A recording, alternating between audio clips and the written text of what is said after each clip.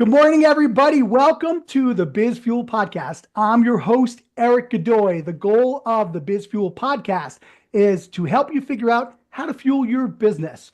The goal is to leave with some insights and some inspirations. We're real lucky today to have an amazing entrepreneur as our guest on today, Zach Schofel. He is the principal of Eastman Residential, and he's the co-founder of a company called Cosign.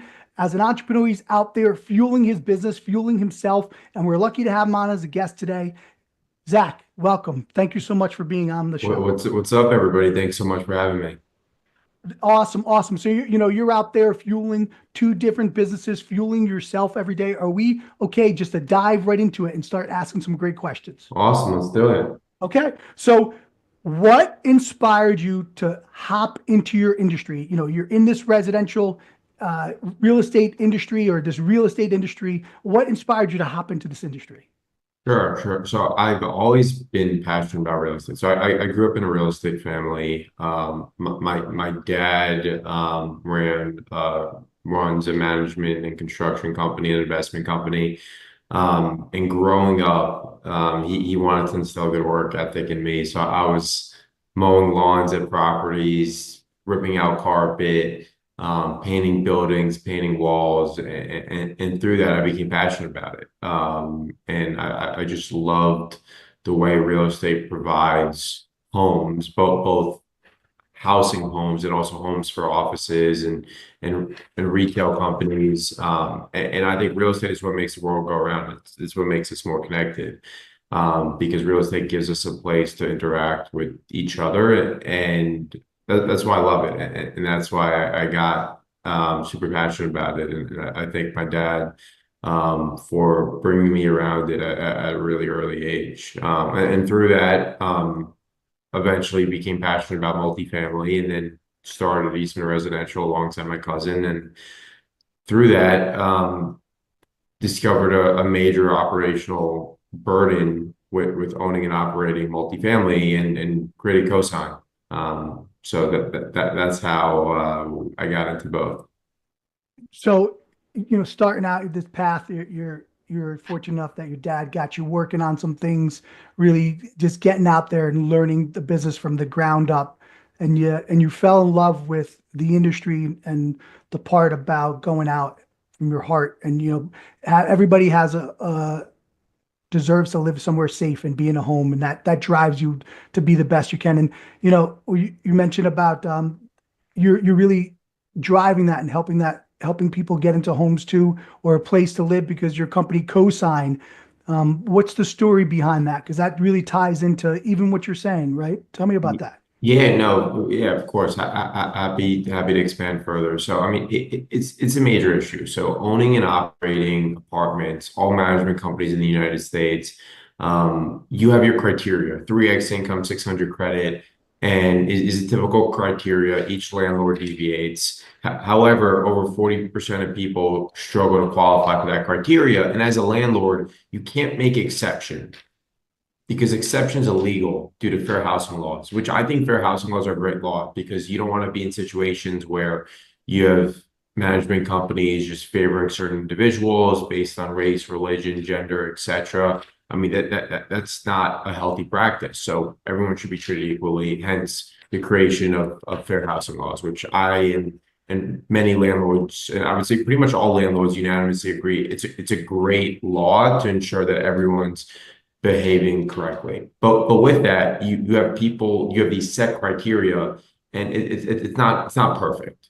You're always gonna have people outside of your criteria that maybe have an immigrant with limited credit history, an immigrant with no credit history, first, second generation immigrant who don't really believe in credit and have no credit history. You could have someone that has a blemish on their credit history. Maybe they're in their early 20s and they have a few items and they overspent on PayPal, and for whatever reason, that got sent to collections. It impacts their credit, or they could have went through a bankruptcy, a divorce. They could be in their mid 40s and 50s and just frankly went through lost their job, and they were in a bad financial state, but they're in a better state now. That impacted their credit. So these people can't qualify. Also, you have retirees with a bunch of money but also no active income, and a lot of landlords due to fair housing laws, it's tough to really accept those individuals. So this was a major issue. We owned properties in Nashville, Myrtle Beach, Savannah, New Jersey, throughout the country pretty much. And this was a common theme throughout all of our properties. When sure, stabilization in multifamily is considered 95% occupancy, but when you're not there, or even when you are there, every week on your weekly calls, you're like, hey, what was the traffic last week? How many clicks did we have on social media? How many calls, inbound calls did we have? How many outbound calls did we have? And then how many applications did you have? And then more importantly, how many denials did you have? And then you're like, well, what was the reason for those denials? And you start getting those reasons, such reasons as I previously explained. And we're like, wow, they don't really seem like bad people. They just don't hit their criteria. And I would say I'm in a fortunate position where if I wanted to rent an apartment, I could get a parental guarantor to be my guarantor. But most people in America, specifically in the working class, they don't have that luxury because the guarantor requirements are usually 2x the regular requirements because you have to assume the guarantor is paying a mortgage or paying rent somewhere else. So partnered with my brother, whose background is leading engineering teams, in the real estate industry to found Cosign. And Cosign is a third party guarantor where we help landlords and management companies expand their renter pool while simultaneously allowing renters to qualify for the dream home. So And it's that's, awesome. yeah, We view it that's as amazing. free. It's Yeah. so free. It's 100% free. It's a no for landlords. It's a no-brainer for landlords to offer this to their renters. And then on the other hand, people want to live where they want to live. They school in a certain school district near their job. They like the amenities. There's other kids at their community for their kids. Well, we give them that optionality to live where they want to live. That's why That's it's something I amazing. love and I'm super passionate about because Yeah. I've had the opportunity to really interact with these denial renters over the past 5 years, and it's sad. They want to live there, but you can't make exception because it's illegal. So come, Sure. So you basically came in and you offered a solution. You summarized it really well with, you have these fair housing laws. They're essential to everybody's treated equal to be able to apply for housing. And then when it comes to that issue you're talking about where the credit, man, so many people have challenges. It just happens, right? Nobody means to destroy their credit or run into bad credit. And you saw that there was an issue where people just aren't accepted to rent places. And then you also saw it from the business perspective where you're like, wow, like so many population of people coming in and so many rejections. As an entrepreneur, this ties into you being an entrepreneur. You're like, well, let's create a solution, right? Let's create a solution to help people go ahead and have a co-signer to get them to that apartment. But you also created a solution, a business solution, and you put it into effect. And that's where Cosign is really coming out. So what were some of the challenges you faced in the early days with either one, the Eastman Residential or the Cosign? Share us a little bit of story of like some of the challenges you faced. yeah, sure. I'm happy to touch on both. I'll start with cosign and then I'll go into Eastman Residential. So I would say on the cosign front is one of my favorite quotes is the bigger the dragon, the better the story. And everything takes longer than you want. And I originally had this idea for Cosign almost 2 years ago now. And I would have hoped to be where I am today a year ago. We didn't end up launching till September.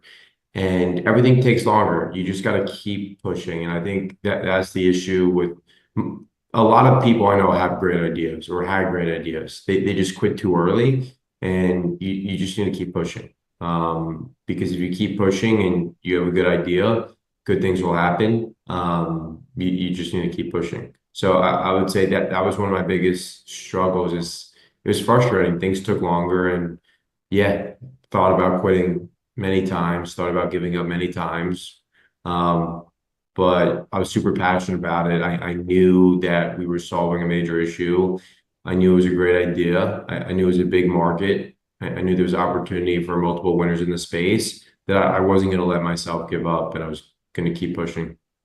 That's amazing. So you're sharing with us as an entrepreneur that's landed, you've worked your way into the space and put in the time and effort. There's times in this journey that you thought about giving up, but you didn't give up. And your message is like, just recognize sometimes that the journey might take longer than you anticipated or crafted in your head. And just because it takes longer, don't give up on your dream. And you didn't give up, and you settled in this great spot.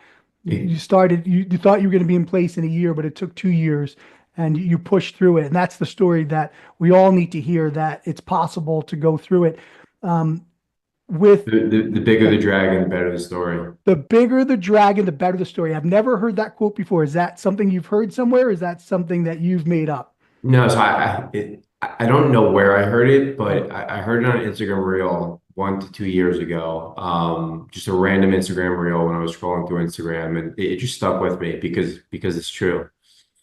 The bigger the dragon, the better the story. So, sounds like, as always learning and evolving entrepreneur and having your background with the Eastman residential and then rolling out some of your experience into the Cosign and going through that journey of 1 year and then the 2 years. As an entrepreneur, the growth and development never ends. And so the question is, what are the two biggest challenges you see your company facing in 2025, and how are you planning on tackling it? Sure. I would say number one is just stagnation and always learning. And I think they go hand in hand. I think we know what we know, and you're limited with what you know, and you have endless opportunities for what you don't know. So I think that's something that on the cosign front, the team's relatively young. Everyone is under 30, and we have a bunch of years experience in real estate, but we're all under 30. So we only have so many years of experience in real estate relative to someone who's 40, someone who's 50, and managing companies, growing companies, scaling companies. And this is something we're going through yesterday. We went through yesterday and we're going through is how do you constantly learn and constantly better yourself. So for example, Upwork, we implemented a CRM. We don't love the CRM. We're working on finalizing our CRM stack before public launch in May. And we're limited by what we know. So there's a bunch of great people on Upwork on intros, where you can book 30 minutes with super experienced people in the space that are experts in these specific things. Just pick their brain. And you do a few hours of that, you can basically learn from 6 different experts in one specific topic and take what they said with frankly our unique experience of, which is I think a blessing in disguise, not knowing how things were and implementing what we think makes the most sense. So I think that's definitely a big issue is you don't want to stagnate. So I'll always need to be learning. And I mean, obviously ChatGPT, whenever you have a question, you can ask it, but also learning from industry experts, like really getting one-on-one curated experiences.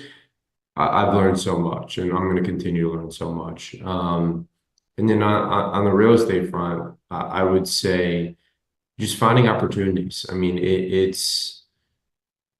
we are struggling to find opportunities on the investment front.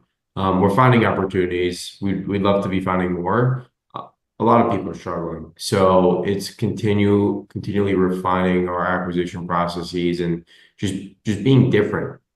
You have 1,000 people trying to do the same thing. How do you identify things and look at things differently and find yield in places that other people won't find it? So I think we look at opportunities and theses with the lens like, hey, how can we be a little different? Not to be different, but like, how can we generate outsized yield when others can't? And we're not afraid to get our hands dirty. But it's just constantly being creative in how we look and think of things will yield more creativity, which will yield opportunities. That's amazing. You're starting out the year. You're already seeing, you guys are identifying as a team. From what you said, we only know so much, and we only know what we know. We have some great experience at this stage in our life, and we're going to constantly, the message you're giving you, we're going to constantly learn and improve. But as you're doing that, you guys are talking about, it's just not about learning. You talked about being able to implement that learning, and ultimately, how do you integrate that in the business to learn? So you're not just learning for the sake of learning. You guys are going out there to say, we want to grow, but we have to be able to integrate this into what we're doing into the business. That's a good message, because if you're not doing anything and taking action with the learning or integrating it, then how do you grow past what you don't know? And you guys are leading the way with that. And that's inspiring for us to all hear. And then, facing this obstacle of not having and, finding opportunities where some people, you've seen it, maybe we've all faced it, where you're looking for opportunities, looking for opportunities, looking for opportunities. And at some point, we can all have a sense of feeling defeated or just stopping, but you guys aren't doing that. You guys are saying, well, okay, we're these fewer opportunities or difficulty finding opportunities, but how do we change it up to create opportunities? How do we stand out as we're looking for opportunities? This is some great messaging for all of us to hear, to, again, back to the beginning, like, don't give up. You guys are in 2 years of Cosign, Eastman Residential. How many years are you into Eastman Residential? About four. About four, so 4 years of Eastman Residential and 2 years of Cosign, and you guys are getting into a groove, but you have this ambition to grow. So up to this point, what key strategies have contributed to your business growth to get to this point for Eastman Residential or Cosign?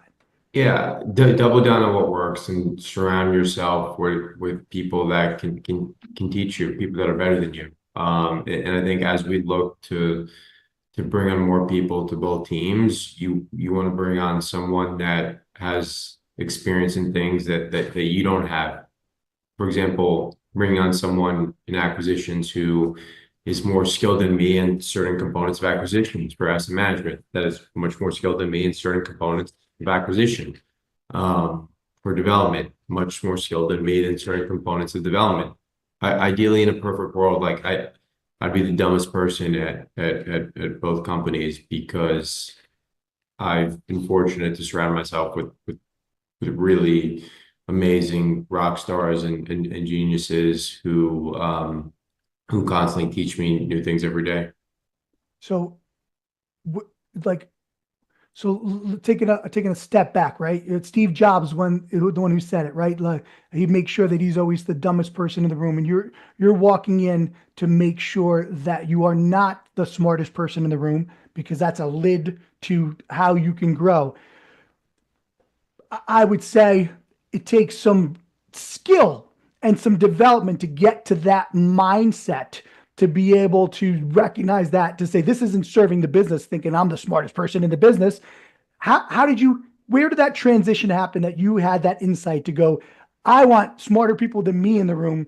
When did that moment come? Can you remember when you surrendered to that? Yeah, I would say pretty early on. I started Eastman Residential with my cousin. I was 22, he was 26. And I mean, when you're 22, you grew up in a real estate family. We started Eastman Residential with a really unique idea that no one was doing in the real estate industry at scale. So it wasn't like it was the peak of the market. We decided to start a multi-company. We had a niche idea, which we're still doing to this day. Which is been very successful. And that was the crux for starting Eastman Residential. But again, we were both young, and it was important for us that we didn't want to be there's so many people in the real estate industry that are great people, good friends, that have 500 units, 1,000 units, and they're content with that. And neither of us would have been or are content with that currently, what we have, or what we had. And in order to evolve at a young age, you need to bring on skill sets that you don't have. And I think that's something that I've seen, and he has seen the value early on, is just, hey, we love learning, both of us, myself and my cousin Mark, we love learning. So to surround ourselves with other people that are really amazing at what they do and could constantly teach us day in and day out, I think we've we've seen firsthand the impact it's had for everybody, for the team and for just like the growth of the companies. So you've been able to measure it, and it sounds like you guys have gotten to that level of experience and business wisdom that it's almost a discipline where you talked about, because it seems like, without getting into the details of metrics, you look at metrics, you pay attention to results, and you guys take the time to say, hey, what's working? Let's double down on that as a strategy. And it sounds like what is not working, you know wisely what to do with that.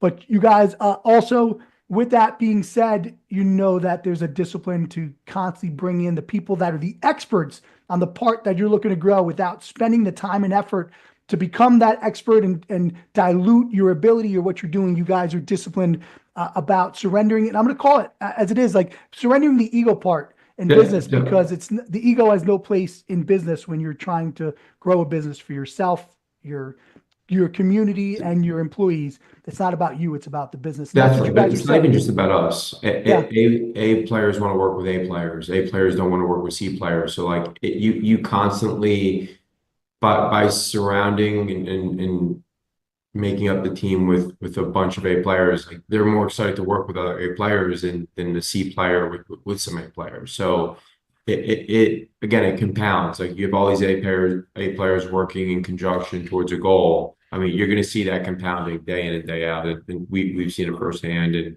we're super excited to see where that compounding takes us on both fronts, and a year from now, and in 5 years from now, and in 20 years. That's awesome. So knowing the important contribution of having the A players, setting up, it sounds like you guys, by having that discipline of doubling down what works, creating opportunity for the business to grow, being disciplined enough to make sure you're constantly learning and giving the platform to those that are smarter. That's part of your strategy to attract and retain your A players, and those are valuable. We know an A players were 3 times or 5 times the amount of a B player or C player. So that strategy is important, that you guys filter through that. If you could go back and change one decision of what you learned over the last 4 years, what would it be and why?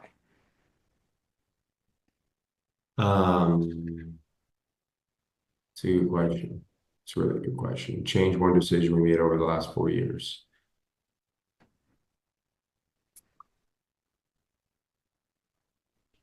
And it's a hindsight 2020 question. With experience, you're like, wow, you Yeah, know better I would have now. just probably bring on more people earlier.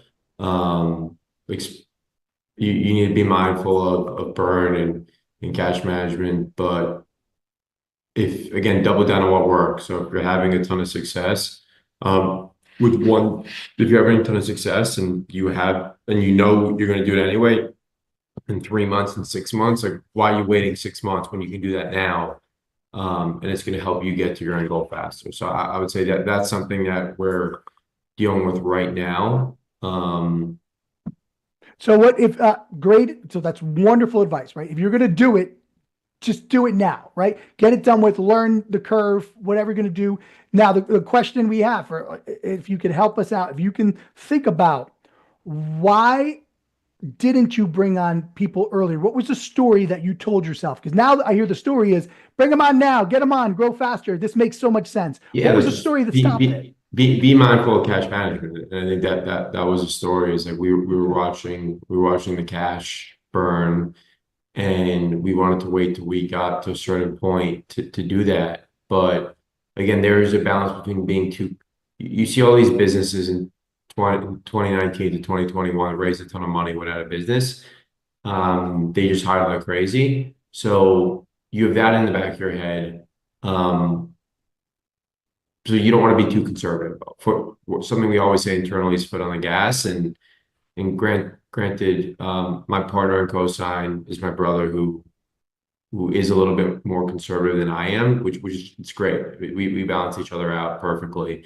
But I think in the back of my head, we were just being a little bit too conservative with cash management. And when we were seeing a ton of success already early on, just double down on that, especially if we were going to bring someone on anyway. Why wait? So I would say that was That was the reasoning. So if it's working, you have you see the opportunity to double down on something. Reality is the trajectory is you're going to be hiring somebody in 4 months if it keeps going this way. Let's just accelerate it to get there. And with that being said, you guys are growing, you guys are busy, as you had said earlier. You guys aren't complacent. You're always looking to drive the business and grow the business. That leads to you having a pretty busy life. How do you structure your day for maximum productivity? Yeah, no, it's a great question. It's something I'm still working on, but time blocking the morning for X amount of hours, we'll focus on Eastman residential, X amount of hours Cosign, and then leave the afternoon open for high priority items. So that's been successful thus far, and you're going to continue to do what works, and I think that works. Awesome. So you've got a system that's working for you. We always question, as entrepreneurs and business leaders, we always question how well we're doing with it, but that's part of the journey to always see I mean, if there's room for improvement, it's right? changed like 10 times in the past 3 months. Yeah, So when I yeah, say if it works, continue doing it. It's worked for about a week and a half. yeah. So gonna keep at it till Yeah. Until you figure out the groove that works for you. That's all that matters versus yeah. setting It's up versus constantly iterating, right? yeah, yeah. If we don't tackle our day, then our day will tackle us. So whatever we can do to make those constant efforts to pull it together, that's just part of the entrepreneurial journey. So part of the message for everybody out there, including you and I, is that there's no perfect daily productivity or discipline. Many entrepreneurs have this challenge of like, I should be more disciplined, like I should structure my day better. But as long as we're always working on it and actually being productive with something that works, that's the most important part. I don't think that journey ever ends, which is great. So with that being said, you're looking to make the best out of your productive days. And in Biz Fuel, we talk about fueling your business. You talk about all these wonderful things that are fueling your business, fueling Cosign, fueling Eastman Residential, all this ways you guys are exploring and bringing on smarter people. But you're also a human being, Zach. So how do you balance your business with your personal life? How do you find? It's a great question. And listen, it's a challenge for all entrepreneurs where for something to really succeed, you need to spend a lot of time on it. And to do that, like you have to prioritize certain things, especially early on in the company, over other things. Having a personal life is super important to me. Hanging out with my friends is super important to me. So it's a tough balance, but it's a balance that needs to be had. And again, it keeps me sane. Like for a long week or two where you're working 12, 14-hour days and you don't have that balance, it really messes with your head. So it's important to work out and get that balance. And for what it's worth,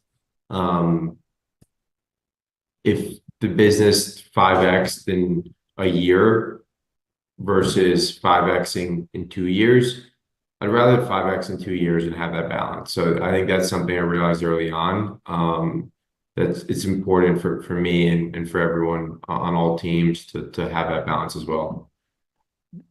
So, it's amazing that, you recognize that because as an entrepreneur, you're going out there as you're working with your two companies. What you just said, if I could share with the audience, is that the question becomes at what cost, right? So if you're going to drive this business, like you said, you're going to 5x it in 1 year. At what cost? Is the cost of your mental health? Is the cost of your physical health? And you're saying like, at what cost is if it costs me my health or my balance or my friendships and the things that make me happy, I'm okay with having it take longer. That's a beautiful message and a meaningful message. As entrepreneurs, we're all driven. We want everything yesterday, right? But if we don't take care of ourselves and balance out life, then it does deplete us and we don't have fuel to go back to the business. And if the business is running well and growing, there's nothing that says it has to be pushed overnight at the expense of health, at the expense of friendships, which commonly happens, right? We're going to wrap up with like two quick questions because it's always fun to see and be with somebody like you who's out there every day just contributing to the world, doing your thing. What's the best business advice you've ever received? Yeah, just keep pushing. I would say two, keep pushing. Just the bigger the dragon, the better the story. Just keep pushing. Um, Keep keep pushing. pushing I mean, and good it things will doesn't get happen. any And better than something that. else that I've heard recently, and frankly, I haven't paid a whole lot of action to it. But it is true, is people underestimate the top of funnel. And usually the top of funnel is the easiest to convert, and you're working on expanding that funnel, which is super important, but just focusing on that top of funnel, focusing on expanding within existing portfolios, double down on what works. Like a lot of people just get distracted by expanding the business horizontally versus just continuing to double down on what works. So I think top of funnel is something that I've noticed recently, and I heard that quote recently as well, and it's true. So two things, right? Keep pushing. And now we're talking about like having real sense here. We're going to spend time as entrepreneurs and we're going to push. That takes time, effort, and energy, and love and passion. Push the right things. And you're talking about now is like not just don't stop if it's not working, keep pushing. But when you find what you're really willing to push on, make sure it makes sense that you're doubling down on it. And if it's at the top of the funnel, that's really important to pay attention to. Do that. Just don't push everywhere and just deplete yourself. That's great, absolutely great business advice that you are sharing and that you've received. And right now, you know, at BizFuel, we want you've shared all this inspiration and all these stories and wisdom for others to hear it and to grow and to learn. If you could give one message to a future entrepreneur, what would it be? Keep pushing, Keep keep pushing. pushing. I love it. Right. So, all of future entrepreneurs out there, if you're looking to start a business, just go ahead, dive into it. And if things get tough, like listening to Zach's story, he's at this level of success that he thought about giving up, and he didn't. And he had this mindset inside, just keep pushing. So for all our future entrepreneurs out there, our growing entrepreneurs, our existing entrepreneurs, our leaders, just keep pushing. Zach is telling us just keep pushing. So Zach, it's been awesome. Thank you so much for sharing your story with us and inspiring us with your insights with Eastman Residential and Cosign, how you're going out there and helping people get into homes when they really have a challenge not to. And all this that you share with us with being able to go out there and double down on what works. Tell me the dragon, what is it again? The bigger the dragon, the better the story. The bigger the dragon, the better the story. And you guys are going out that and you're making that happen. You're creating a wonderful story for you, your employees, for the world to go out, and you're inspiring us and knowing to go out there and to grow. Don't pretend we're the smartest person in the room. And as you spend time to go ahead and learn, and what you're learning, you told us to go ahead, make sure we integrate it and make sure we put into action. Otherwise, it doesn't make any sense. And, don't give up if you can't find any opportunities. Just keep pushing and reinventing yourself. You've shared such amazing insights with us. Zach, thank you so much for being our guest today. It's been awesome. Is there anything you'd like to say? You'd like to say goodbye?